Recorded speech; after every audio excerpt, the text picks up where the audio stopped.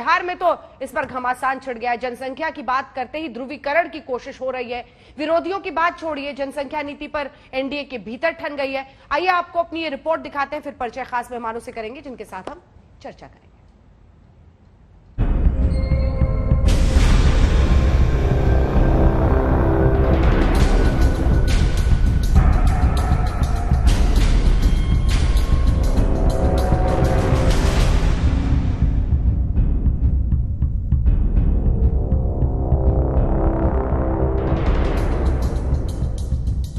चुनावों से कुछ महीने पहले आबादी कंट्रोल कानून को लेकर यूपी से लेकर बिहार तक सियासत सुलग गई है। योगी सरकार के नए जनसंख्या नीति पर चौतरफा सियासी हमले हो रहे हैं। विपक्ष तो विपक्ष, खुद एनडीए के सहयोगी जेडीयू ने सवाल उठा दिए हैं। यानी आबादी कंट्रोल पर सियासत आउट ऑफ कंट्रोल है।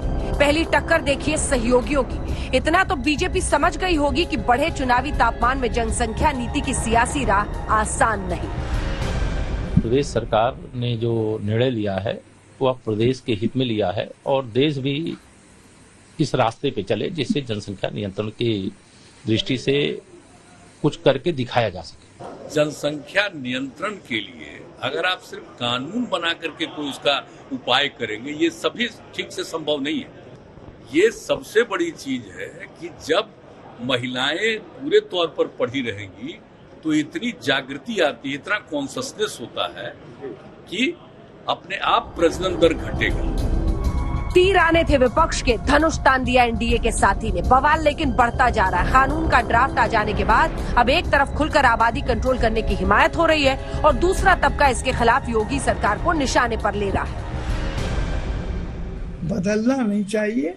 अब इस पर तो अल्लाह के ऊपर छोड़ो, जो जिसके पैदा होगा वो उसका अपना रिस्क, अपनी जो की किस्मत साथ लेके आता है। ये देश के विकास का मुद्दा है, ये धर्म और राजनीति का मुद्दा नहीं है। जनसंख्या का दबाव, जब हम 4 लेन की सड़कें पास होती है, जब वो बनता है 4 साल 6 साल लग जाता है, 8 लेन की आबादी उस पर चढ़ जाती है। सबसे पहले आपको बताते हैं कि नई जनसंख्या नीति में क्या प्रावधान है जिन पर बवाल हो रहा है। नई नीति आने के बाद हम दो हमारे दो की नीति के खिलाफ जाने वालों को सरकारी स्कीम का फायदा नहीं मिलेगा। राशन कार्ड भी सिर्फ 4 लोगों के ही नाम पर मिलेगा। 2 से ज्यादा बच्चे वालों को स्थानीय चुनाव लड़ने की इजाजत नहीं होगी। 2 से ज्यादा बच्चे हो तो सरकारी नौकरी भी नहीं मिलेगी। वहीं जिनके 2 बच्चे होंगे उन्हें कई फायदे मिलेंगे। नई नीति का पालन करने वालों को 2 अतिरिक्त वेतन वृद्धि का लाभ मिलेगा। सस्ते दाम पर घर और जमीन खरीद सकते हैं। जो भी व्यक्ति जनसंख्या नीति का पालन करेगा उसको तमाम प्रकार की प्रोत्साहन दिए जाएंगे। अगर कोई सरकारी नौकरी में है तो उसको अतिरिक्त वेतन वृद्धि दी जाएगी। उसके पेंशन प्लान में सरकार का जो कंट्रीब्यूशन है वो 3% बढ़ेगा। इसके अलावा प्राधिकरण के मकान हैं, प्लॉट हैं, उनके आवंटन में वरीयता दी जाएगी। बच्चों की शिक्षा, चिकित्सा, ये सब निःशुल्क होगा। अब आपको पक्ष और विपक्ष की दलीलें बताते हैं। विपक्षी पार्टियां कई मुद्दों पर योगी सरकार को घेर रही हैं। ये कानून चुनावी वक्त में आखिर क्यों लाया गया, ये सवाल पूछ रही है। बीजेपी ध्रुवीकरण करना चाहती है, आरोप लगा रही है। कानून से नहीं, बात जागरूकता से बनेगी, ये समझा रही है। ये सब जानते हैं कि जो भी राज्य मानव सूचकांक में, ह्यूमन डेवलपमेंट इंडेक्स में ज्यादा है, बेहतर कर रहे हैं, उनके यहाँ फर्टिलिटी रेट वैसे ही डिक्लाइनिंग ट्रेंड है। डिकेडल रेट ऑफ डिक्लाइन अगर आप देखें, कंपेयर करें बीते वर्षों में, तो उसमें कमी दिख रही है। लेकिन हाँ, इनके लिए पॉपुलेशन जैसा विषय भी डॉग व्हिसल पॉलिटिक्स है। जनसंख्या नियंत्रण पर एक व्यापक विमर्श की आवश्यकता है।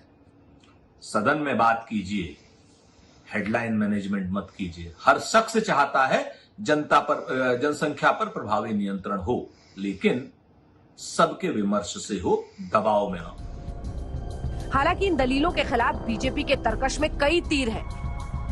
बीजेपी का कहना है कि विकास के लिए ये नीति जरूरी है, संसाधनों और आबादी में संतुलन जरूरी है। पूरा देश इस तरह का कानून चाहता है। किसी सरकार ने ऐसी हिम्मत पहले नहीं दिखाई है। हर परिवार संपन्न हो, उनके आने वाली जनरेशन आगे बढ़े, देश की मुख्य धारा और प्रदेश की मुख्य धारा से जुड़े, इसको लेकर एक मसौदा तैयार किया गया है। और वो मसौदा चूंकि जनहित के लिए हम ला रहे हैं तो जनता से इस पर सुझाव भी मांगा गया है। वो मसौदा जनता के बीच में लेकर विधि आयोग उत्तर प्रदेश का जा रहा है। फिर वो हमारे पास 19 के बाद जब सरकार के पास आएगा और अगर इस हमारी अच्छी पहल को जनता स्वीकार करेगी तो हम इस पर कानून जरूर लाएंगे। योगी सरकार विकास की दलील दे रही है, लेकिन अभी से मुद्दे के धार्मिक एतराज सामने आने लगे हैं। दलील दी जा रही है कि वर्ग विशेष को टारगेट करना ही मकसद है। वहीं अयोध्या के महंत राजू दास इसे पूरे देश के लिए जरूरी बता रहे हैं। योगी सरकार जनसंख्या नियंत्रण कानून जो लाने जा रही है ये सरासर गलत है और ये मुसलमानों को टारगेट किया जा रहा है। उत्तर प्रदेश की बढ़ती हुई जनसंख्या जिस प्रकार से विस्फोटक रूप ले रहा है, इसको कंट्रोल करने की सरकार ने जो रूपरेखा तैयार किया है यह स्वागत योग्य है। सरकार की मुश्किलें यहीं खत्म नहीं हो रही। विश्व हिंदू परिषद के कार्यकारी अध्यक्ष आलोक कुमार ने 2 बच्चों की नीति का स्वागत तो किया है, लेकिन एक पेच के साथ। एक ही बच्चे के माता पिता को ज्यादा सुविधाएं देने वाली नीति को वो उचित नहीं मानते। जिसका एक ही बच्चा होगा उसको इंसेंटिवाइज करेंगे, उसको प्रोत्साहन और पुरस्कार देंगे, वो हमको स्वीकार नहीं। एक बच्चे के नॉर्म को प्रोत्साहित किया तो जनसंख्या स्थिर नहीं होगी, जनसंख्या कम होती जाएगी। तो सरकार को एक बच्चे वाला नॉर्म नहीं लाना चाहिए। अब आबादी नियंत्रण पर आर पार की जंग छिड़ गई है। योगी सरकार आगे तो बढ़ी है, लेकिन साथी ही साथ नहीं दे रहे। ब्यूरो रिपोर्ट, आज तक।